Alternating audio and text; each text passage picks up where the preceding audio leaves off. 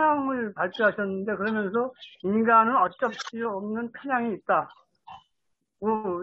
보시면 저도 똑같이 봤어요.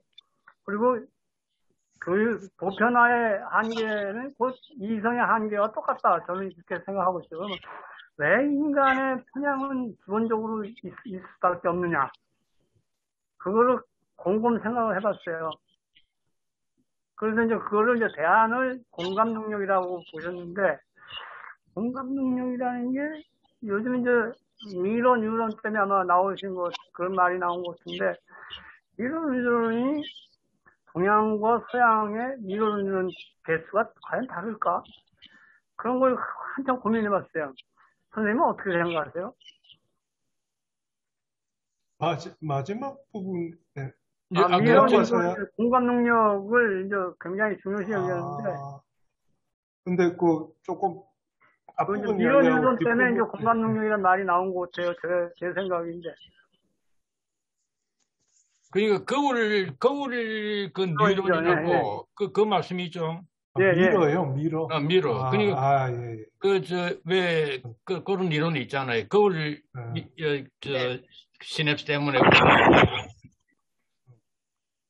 일단 그렇습니다. 예. 아까 좀 미진했던 부분도 또 설명해 주시고 이왕 말씀하시니까. 예. 일단 인간의 편향의 기원과 관련해서 저는 일단 원래 베이컨도 그런 식으로 말을 했지만 베이컨이 그 네 가지 우상인가요? 그 분석을 해보면 두 가지입니다. 하나는 신체성이죠. 이제 인간은 피곤해지기도 하고 하여튼 그래서 감정의 변화 이런 것 때문에 이성적 판단을 일관되게 할 수 없는 것 그런 데서 신체를 가진 모든 동물들이 공통점으로 가지는 그로 인해서 발생하는 어떤 편향. 두 번째는 사회성이죠. 그러니까 어떤 자기와 가까운 사람들, 이런 극장의 우상, 시장의 우상 이런 것처럼 사회성으로 인한 그런 편향 이런 것이라면 AI는 기계는 기본적으로 신체성도 그 자체로는 사회성도 갖지 않기 때문에 제가 마른 빛이다. 예, 이렇게 규정한 내용이고요. 그런데 이제 역설적으로 아까 종이 집게 100만 개를 접는 이야기하고도 관련이 되는데 그러다 보니까 어떤 반성적 계기를 그 자체로 갖지 않는 거죠. 원래 반성적 계기는 제가 볼 때는 인간은 자연스럽게 오는 거죠. 신체성이나 사회성이나 이런 걸로부터 자기가 어떤 나는 이걸 확신해 했을 때 우리는 가끔 내 무의식 속에서 내가 확신하는 것에 대해서 내가 내 스스로가 견제하거나 혹은 타인의 이야기를 혹은 자기가 아는 사람이 내가 말하는 것들을 듣고 표정이 안 좋다거나 이럴 때 어떤 그런 사회성의 영향 속에서 우리는 약간 견제를 받고 자연스럽게 이렇게 되는데 AI는 그런 견제를 하나도 받지 않기 때문에 그런 데서는 어떤 공감도 포함될 거고 그러니까 AI는 종이 집게 100만 개를 접든 1억 개를 접든 계속해서 갈 수 있는 그런 마른 빛이고 그러다 보면 이 질주를 견제할 수 있는 것은 아무리 설계를 잘한다고 해서 현재의 단계에서는 저도 이상욱 쌤하고 비슷하게 아주 먼 미래에 발전한 그런 거에 대한 크게 관심이 없고요. 지금 문제가 되는 이것을 견제할 수 있는 것들은 AI 자체로부터는 나올 수가 없는 것이고 그런 데서 공감 능력 같은 걸 가진 인간이 포함되는 어떤 리플렉시브 프로세스를 잘 설계할 필요가 있다. 이 정도고요. 사실 공감 자체라든지 감정에 관해서 저는 사실 그렇게 철학적으로 그렇게 잘 알지는 못합니다. 그래서 그 부분에 대해서는 제가 답을 드리기에는 조금 제 능력상 미약하고요. 그 다음에 아까 헤겔이냐 아도르노냐 루만이냐 저한테 이렇게 물으셨는데 헤겔이든 아도르노든 기본 저의 관점에서는 전통적인 주체 철학입니다. 그리고 계몽시대의 철학이에요. 그까지는 저한테 기준으로서는 뭐냐면 아까 질문하실 때도 결국 인간이 해야 되지 않느냐 이렇게 표현하는 거에 저는 별로 기본 동의하지 않습니다. 무슨 말이냐면 우리가 흔히 인간이라고 말하는 것은 알고 보면 인간 의식이 모티베이션 되는 어떤 것을 반드시 포함하지만 예를 들면 커뮤니케이션은 인간만 있어서는 안 되고 구어도 진동하는 공기층이 있어야 되고 글자는 종이가 있어야 되고 뭐가 있어야 되고 오늘날은 지금 우리는 컴퓨터가 있어 수많은 사물들을 포함하는 겁니다. 그 속에서 그리고 그 사물들의 한계 그리고 그것들이 조직되는 제도적 한계 이런 데서 커뮤니케이션은 인간이 의도한 대로 굴러가지 않습니다. 어떤 커뮤니케이션이 성공적으로 이어지느냐 마느냐 이런 것은 그런 것에 대해서 뭐 잘 해명한 것이 니클라스 루만의 이론이고 거기에다가 이제 사실 제가 요번에 발표한 논문 이전에 인공지능 관련해서 썼던 논문이 Artificial Communication에 대한 논문인데요. 그러니까 이미 인공소통도 시작되고 있는 겁니다. 그러니까 이제 우리는 이미 블로그나 유튜브에서 사람이 쓰지 않은 수많은 글을 보고 있고 사람이 만들지 않은 이상한 유튜브를 보고 있습니다. 이미. 그런 데서 이미 Artificial Communication이 들어왔고 그런 데서 우리는 인간만으로 일단 구성된 사회에 살고 있지 않고 인간들이 곳곳에 어떤 노드로 있긴 있지만 그 기계들과 뭐 이렇게 하는 그런 커뮤니케이션 체계 속에 있는 것이고 제가 말하는 반성적 능력은 그런 커뮤니케이션 시스템 자체가 갖는 반성적 능력 그런 것들을 반성적 프로세스로 만드는 것에 대한 그것이고요. 거기에서 그래서 대개단이 중요한 현재의 쟁점 중에 하나는 제가 아티피셜 커뮤니케이션 이야기를 하고 뭐 그 논문의 마지막에도 결국 펄슨 규정일 거다 이렇게 이야기를 하고 이제 다음에 쓸 글이 이제 전자인격에 관한 그런 부분일 텐데 현재는 아까 이제 GPT 관련된 그 부분 나왔지만 지금은 GPT가 글을 쓴다고 말하는 것은 적절치는 않습니다.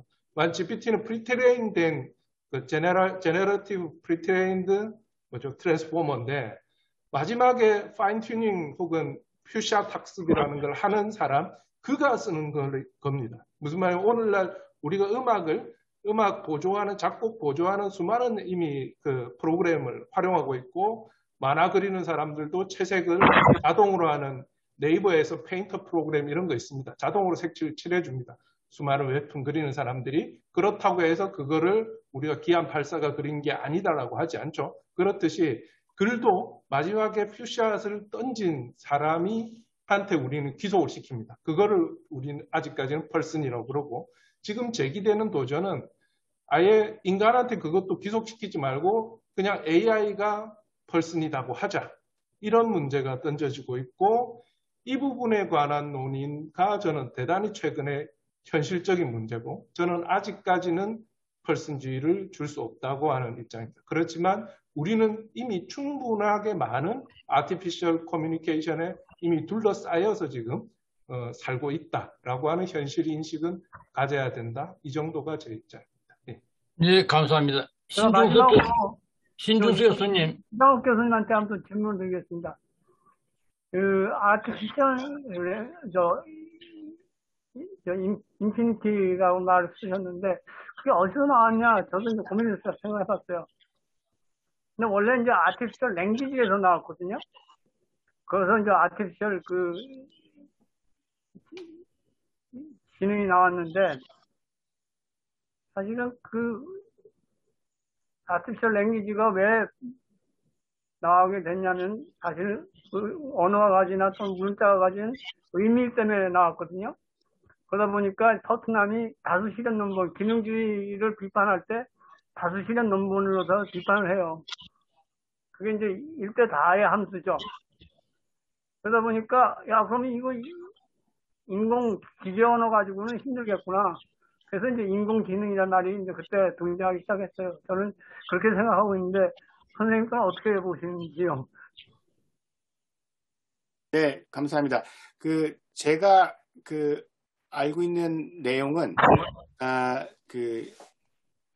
인공지능이라는 단어를 선택하게 된 이유는 아까 말씀드렸지만 인간만이 할 수 있다고 생각했던 일들을 기계가 할 수 있다는 점을 보여주기 위해서. 근데 그 기계는 인간이 만든 거다 하는 점을 보여주기 위해서 그 메카시 와 민스키가 특히 이제 메카시가 고안한 걸로 그게 이제 표준 역사인데요. 예를 들어서 뭐 인공지능 교과서나 이런 데 등장하고 실제로 그 인지과학 역사 연구를 한 페이퍼에서. 근데 선생님 말씀하신 것처럼 이제 그 연구자들이 기본적으로 인공 언어를 구현하는 시도들을 나중에 이제 70년대 엑스퍼트 시스템을 통해서 하거든요.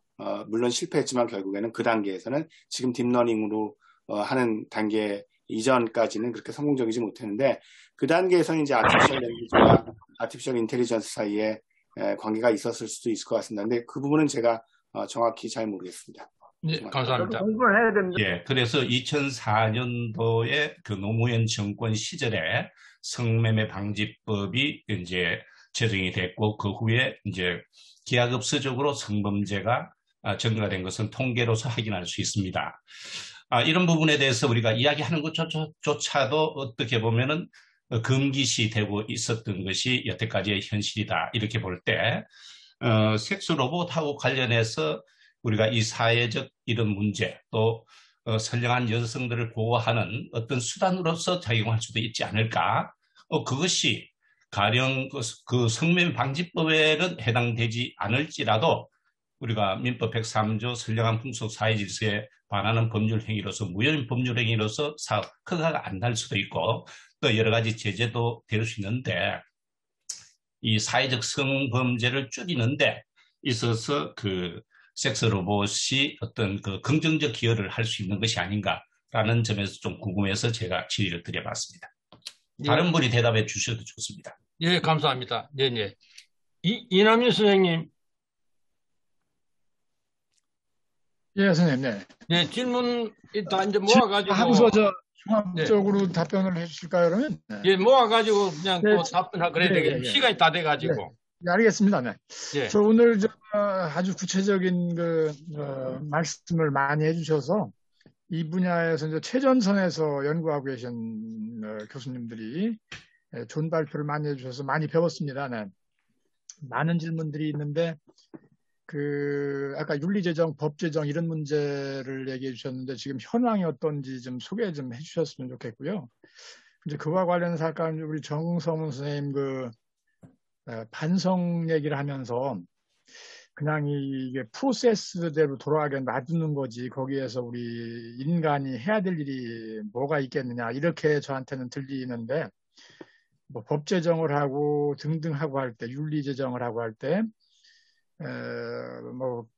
결국은 우리 인간이 해야 되는 거 아닌가요? 아무리 프로세스가 그렇게 돌아가고 한다고 하더라도 만일 그렇지 않다고 그러면 그냥 돌아가는 대로 놔두자 레세페르 뭐 이런 그렇게 들리는데 저한테는 아까 하신 말씀이 그게 아닌 건지 그런 건지 그 루만식으로 해서 뭐 프로세스예요. 그러니까 말하자면 결국은 우리 인간이 어쨌든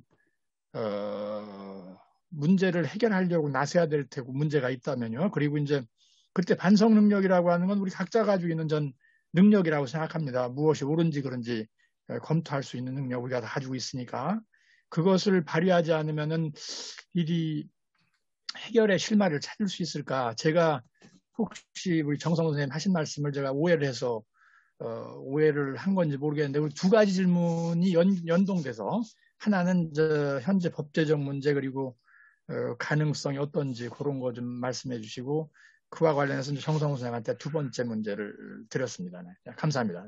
네, 감사합니다. 이제 거의 시간이 이제 좀 오버돼 가지고 저도 이제 마지막으로 질문 하나 드리고 이제 또 답 듣고 이렇게 종결해야 될 것 같습니다.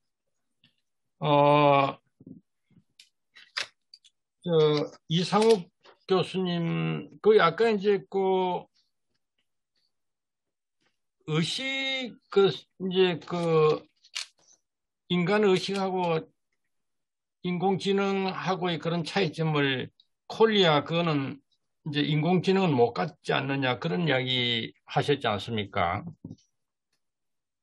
근데 이제 왜 중국 방론정이라고 있지 않아요? 썰이 제기했던.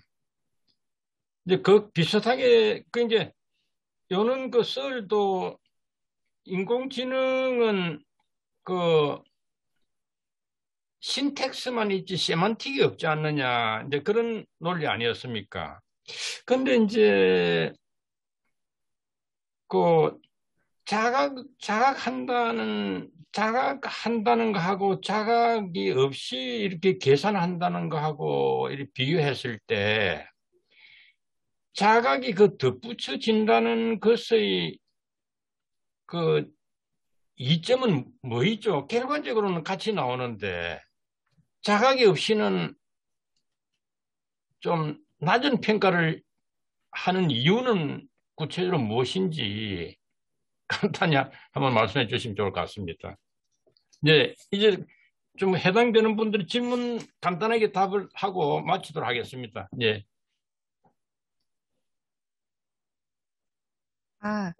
저는 이제 네. 성매매 방지법으로 인해서 성폭력이 증가했다는, 그러니까 그것의 인과관계를 얘기하는 거는 조금 이르다고 생각합니다. 그러니까 상관성, 그러니까 뭐 이게 다른 요인이 있을 수 있겠죠. 그리고 이제 저는 그러니까 예를 들면 섹스 로봇이 성범죄 방지용으로 이용될 수 있다에는 찬성하지 않습니다. 왜냐하면 성범죄라는 거는 그냥 권력과 약자가 강자가 약자에게 행사하는 권력과 폭력의 문제고, 특히 이제 예를 들면은 뭐 흔히 그런 말을 하잖아요. 고등학생들이 뭐 아주 폭력적인 애들이 고양이를 살해하고 막 그렇게 뭐 한동안, 그러니까 특정 지역을 얘기해서 그랬는데 어느 지역에서요 고양이 살해 그런 것들이 되게 한동안 막 유행을 했대요. 근데 그거는 사실은 인간에 대한 폭력이나 살해로 가는 그러니까 이전 단계 폭력이잖아요. 그래서 저는 이제 성범죄나 성폭력이라는 거는 어쨌든 성이라는 것이 연관되어 있지만 그거는 약자에 대해서 강자가 행사하는 폭력이라고 생각하고요. 그게 오히려 이제 관문 역할을 할 수 있다라는 거죠. 그러니까 그래서 이제 어떤 뭐 사실 소아착취 성애나 강간이라든가 이런 판타지를 갖고 있는 사람에 대해서는 그 욕구를 실현할 수 있도록 하지 않게 강력한 규제가 필요하고, 또 한편으로는 뭐 성욕이 강한 사람이 성욕을 해소하는 걸로 그런 걸 이용할 수 있느냐. 그건 마치 그냥 섹스 로봇이 그냥 뭐랄까 섹스 토이로서 뭐 자위 같은 그런 걸로 얼마든지 개인의 어떤 굉장히 친밀하고 사적인 영역에서의 이용은 저는 막을 수도 없고, 그거를 그냥 그거는 개인의 영역으로 남겨둬야 할 것 같다는 것이 저의 의견입니다. 이상입니다. 네, 감사합니다. 네. 정성훈 교수님도 아까 질문 답하시겠습니까? 예. 네. 뭐 국내에서 뭐 이 AI와 관련돼서 직접적인 AI 법 같은 게 있는 것은 아니기 때문에, 근데 관련해가지고 뭐 추진되는 걸로 제가 뉴스에서 본 것들은 알고리즘을 다 공개할 수 있도록 하는 뭐 입법을 추진하는 의원들이 몇 있다고 들은 것 같은데, 쉽게 아마 되지는 않을 거고요. 회사들이 동의하지는 않을 거니까. 그 다음에 우리는 이미 이제 인공지능 더 잘 발전시키려고 데이터 3법을 분들이 있는데 아까 윤리제정, 법제정 이런 문제를 얘기해 주셨는데 지금 현황이 어떤지 좀 소개 좀 해주셨으면 좋겠고요. 이제 그와 관련해서 아까 우리 정성훈 선생님 반성 얘기를 하면서 그냥 이게 프로세스대로 돌아가게 놔두는 거지 거기에서 우리 인간이 해야 될 일이 뭐가 있겠느냐 이렇게 저한테는 들리는데, 뭐 법 제정을 하고 등등 하고 할 때, 윤리 제정을 하고 할 때 결국은 우리 인간이 해야 되는 거 아닌가요? 아무리 프로세스가 그렇게 돌아가고 한다고 하더라도 만일 그렇지 않다고 그러면 그냥 돌아가는 대로 놔두자, 레세페르 뭐 이런 그렇게 들리는데, 저한테는 아까 하신 말씀이 그게 아닌 건지 그런 건지, 루만식으로 해서 뭐 프로세스예요. 그러니까 말하자면 결국은 우리 인간이 어쨌든 문제를 해결하려고 나서야 될 테고, 문제가 있다면요. 그리고 이제 그때 반성 능력이라고 하는 건 우리 각자 가지고 있는 능력이라고 생각합니다. 무엇이 옳은지 그런지 검토할 수 있는 능력 우리가 다 가지고 있으니까 그것을 발휘하지 않으면은 일이 해결의 실마리를 찾을 수 있을까? 제가 혹시 우리 정성호 선생님 하신 말씀을 제가 오해를 해서 오해를 한 건지 모르겠는데 우리 두 가지 질문이 연동돼서 하나는 현재 법제적 문제 그리고 가능성이 어떤지 그런 거 좀 말씀해 주시고 그와 관련해서 정성호 선생님한테 두 번째 문제를 드렸습니다. 네, 감사합니다. 네, 감사합니다. 이제 거의 시간이 이제 좀 오버돼 가지고 저도 이제 마지막으로 질문 하나 드리고 이제 또 답 듣고 이렇게 종결해야 될 것 같습니다.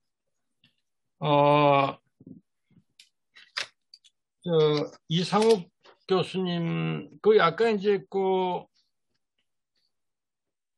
의식, 이제 인간 의식하고 인공지능하고의 그런 차이점을 콜리아, 그거는 이제 인공지능은 못 갖지 않느냐, 그런 이야기 하셨지 않습니까? 근데 이제 그 왜 중국 방론정이라고 있지 않아요? 썰이 제기했던. 이제 비슷하게, 이제, 요는 썰도 인공지능은 신텍스만 있지 세만틱이 없지 않느냐, 이제 그런 논리 아니었습니까? 근데 이제, 자각한다는 거하고 자각이 없이 이렇게 계산한다는 거하고 이렇게 비교했을 때 자각이 덧붙여진다는 것의 이점은 뭐있죠? 결과적으로는 같이 나오는데 자각이 없이는 좀 낮은 평가를 하는 이유는 구체적으로 무엇인지 간단히 한번 말씀해 주시면 좋을 것 같습니다. 네, 이제 좀 해당되는 분들이 질문 간단하게 답을 하고 마치도록 하겠습니다. 예. 저는 이제 네. 성매매 방지법으로 인해서 성폭력이 증가했다는, 그러니까 그것의 인과관계를 얘기하는 거는 조금 이르다고 생각합니다. 그러니까 상관성, 그러니까 뭐 이게 다른 요인이 있을 수 있겠죠. 그리고 이제 저는 그러니까 예를 들면 섹스 로봇이 성범죄 방지용으로 이용될 수 있다에는 찬성하지 않습니다. 왜냐하면 성범죄라는 거는 그냥 권력과 강자가 약자에게 행사하는 권력과 폭력의 문제고, 특히 이제 예를 들면은 뭐 흔히 그런 말을 하잖아요. 고등학생들이 아주 폭력적인 애들이 고양이를 살해하고 막 그렇게 뭐 한동안, 그러니까 특정 지역을 얘기해서 그랬는데 어느 지역에서요. 고양이 살해 그런 것들이 되게 한동안 막 유행을 했대요. 근데 그거는 사실은 인간에 대한 폭력이나 살해로 가는 그러니까 이전 단계 폭력이잖아요. 그래서 저는 이제 성범죄나 성폭력이라는 거는 어쨌든 성이라는 것이 연관되어 있지만 그거는 약자에 대해서 강자가 행사하는 폭력이라고 생각하고요. 그게 오히려 이제 관문 역할을 할 수 있다라는 거죠. 그러니까 그래서 이제 어떤 사실 소아착취 성애나 강간이라든가 이런 판타지를 갖고 있는 사람에 대해서는 그 욕구를 실현할 수 있도록 하지 않게 강력한 규제가 필요하고, 또 한편으로는 성욕이 강한 사람이 성욕을 해소하는 걸로 그런 걸 이용할 수 있느냐. 그건 마치 그냥 섹스 로봇이 그냥 섹스 토이로서 자위 같은 그런 걸로 얼마든지 개인의 어떤 굉장히 친밀하고 사적인 영역에서의 이용은 저는 막을 수도 없고, 그거를 그냥 그거는 개인의 영역으로 남겨둬야 할 것 같다는 것이 저의 의견입니다. 이상입니다. 네, 감사합니다. 네. 정성훈 교수님도 아까 질문 답하시겠습니까? 예. 네. 국내에서 이 AI와 관련돼서 직접적인 AI 법 같은 게 있는 것은 아니기 때문에, 근데 관련해가지고 추진되는 걸로 제가 뉴스에서 본 것들은 알고리즘을 다 공개할 수 있도록 하는 뭐 입법을 추진하는 의원들이 몇 있다고 들은 것 같은데 쉽게 아마 되지는 않을 거고요. 회사들이 동의하지는 않을 거니까. 그 다음에 우리는 이미 이제 인공지능 더 잘 발전시키려고 데이터 3법을 몇 년 전에 통과를 시켰죠. 그래서 지금 그 가명화만 하면 데이터들을 회사들이 이렇게 자유롭게 좀 쓸 수 있도록 이렇게 됐는데 그거를 다시 이 문제가 많으니까 데이터를 이상하게 쓰는 이런 요번에 이제 스캐터랩처럼 이런 일이 있으니까 다시 좀 데이터 사용을 규제하는 뭐 그런 걸 해야 되지 않느냐 이런 게 국내 정도의 논의가 아닌가 싶고 그 이상 제가 잘은 모르고요. 근데 사실 왜 전체적으로 AI 규제 법안을 나올 수는 없는 것은 이게 우리나라가 선진국도 아니고 그러니까 좀 국제적인 흐름 속에서 실제 효력을 가질래도 이건 글로벌한 차원에서 하지 않으면 뭐 되지 않는 거기 때문에 제가 아까 아이가 추진하는 그 프로토콜에 대한 이제 지금 위원회가 설치되는 이런 부분이 앞으로 주목해 봐야 될 문제고요. 그 다음에 제가 이제 인간이 아니라 커뮤니케이션이다 이렇게 표현을 했는데 그 커뮤니케이션에 당연히 인간이 포함되죠. 인간이 그 커뮤니케이션에 그러니까 제가 언제나 강조하는 것은 우리가 이제 너무나 인간 일반을 말한다는 겁니다. 제가 사회이론에서 항상 강조하는 것은 우리가 인간이 해야 하는 것 아닌가라고 하면 저는 이제 루만이라면 저도 약간 그렇지만 그게 누군데요? 오히려 그렇게 말할 때 그 누구 인간 일반은 존재하지 않는다는 거고 그 다음에 우리가 그 누구들이 어떤 의도를 가지고 커뮤니케이션 했는데 그 커뮤니케이션이 이해돼서 받아들이고 석세스돼서 이어지기도 하는 커뮤니케이션도 있고 그렇지 못한 것도 있고 뭐 이런데 그럴 때는 우리가 기계 장치를 포함해서 여러 사회의 분화 질서라든지 사회 구조 이런 것들이 있고 그래서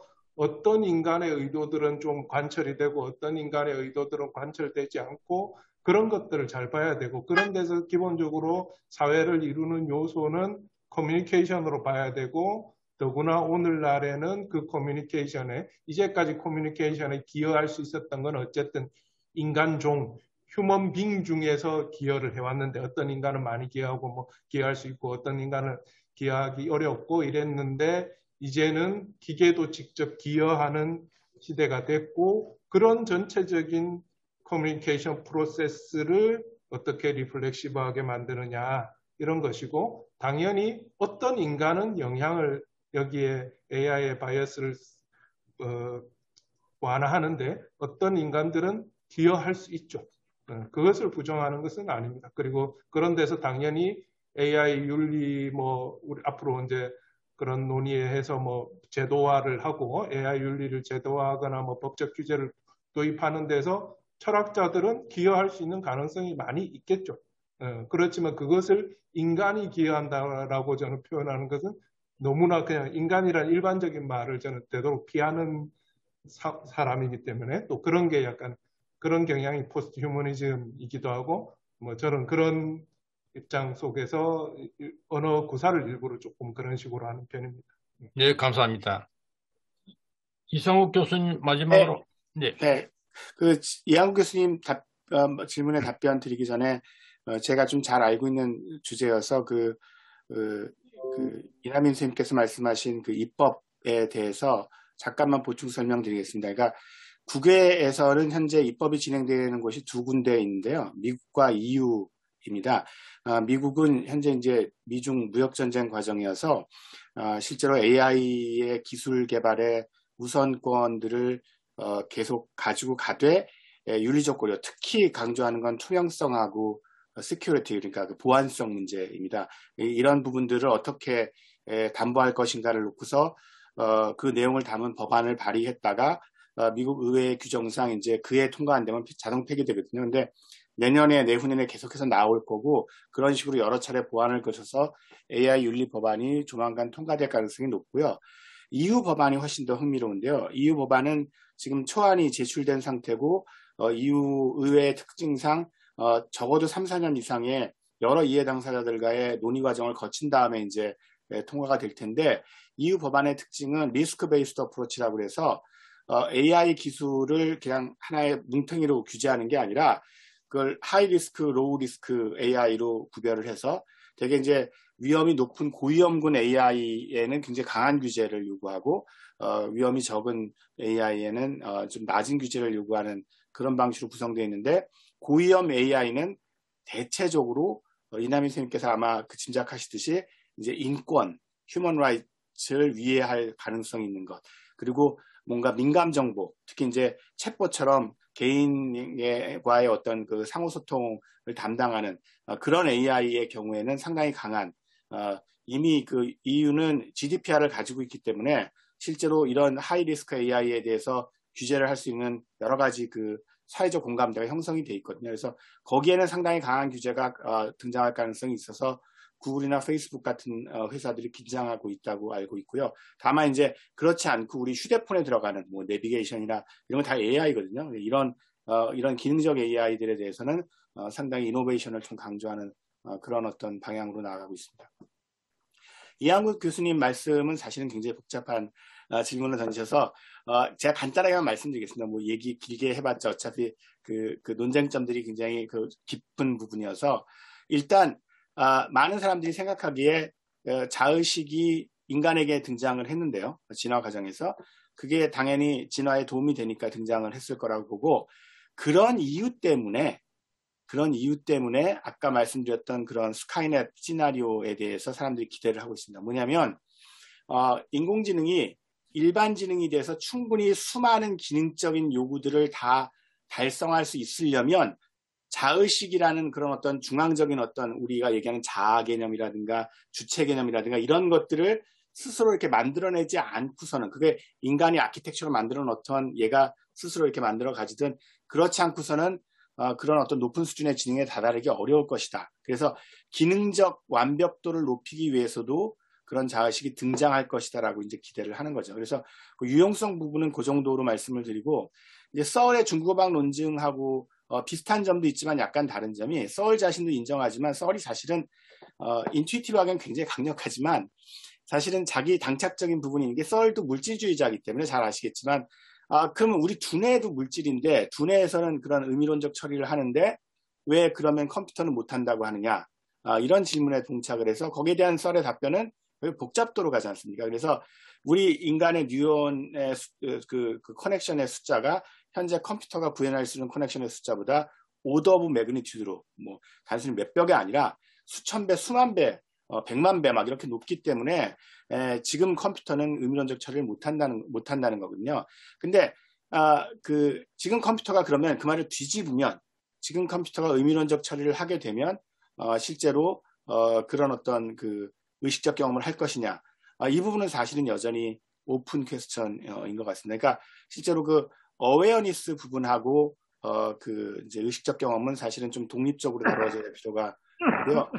제가 드리는 말씀은 설사 의식적 경험을 하는 게 그렇게 대단한 일이 아니더라도 현재 AI 테크놀로지는 제가 말씀드린 이해할 수 없는 실패를 하기 때문에 실제로 그 굉장히 뛰어난 퍼포먼스들도 우리가 트러스트하기가 어려운 거죠. 그러니까 대부분의 경우에 굉장히 좋은 그래서 의료 인공지능에서 이게 굉장히 많이 문제가 됩니다. 그러니까 평균으로는 인간 의사보다 훨씬 높은 퍼포먼스를 보여주는 인공지능이라고 해도 예를 들어서 의사는 말도 안 되는 그러니까 뭐 감기 환자를 갖다 갑자기 수술해서 죽이지는 않거든요. 근데 의료 인공지능은 그럴 수가 있다는 거죠. 그래서 그런 어떤 이해할 수 없는 실패라는 지점들이 기술적으로 해결되기 전까지는 사실은 그런 자각 없는 수행에 대해서 우리가 그 신뢰성을 충분히 부여하기가 어렵다 하는 점이 이제 현재의 상황이라고 저는 생각합니다.